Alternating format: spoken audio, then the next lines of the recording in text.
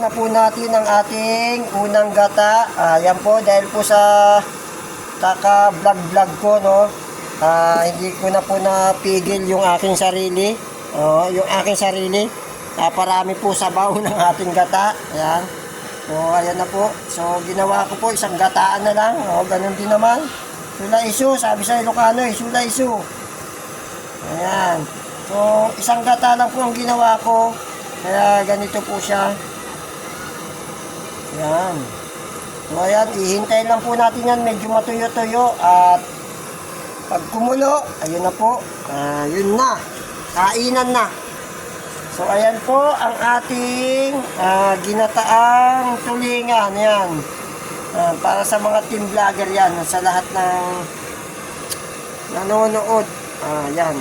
Lalo na doon sa mga nanonood ng live ko, salamat po, mabuhay po kayo at gusto nyo. Ayan, napakaraming nanonood po sa atin. Ayan.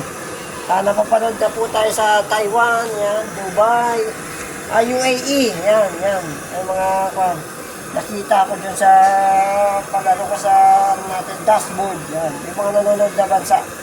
May mga 7%, yan, 2%. Saan, bukas didetalye ko kung ano yung mga bansa na yan.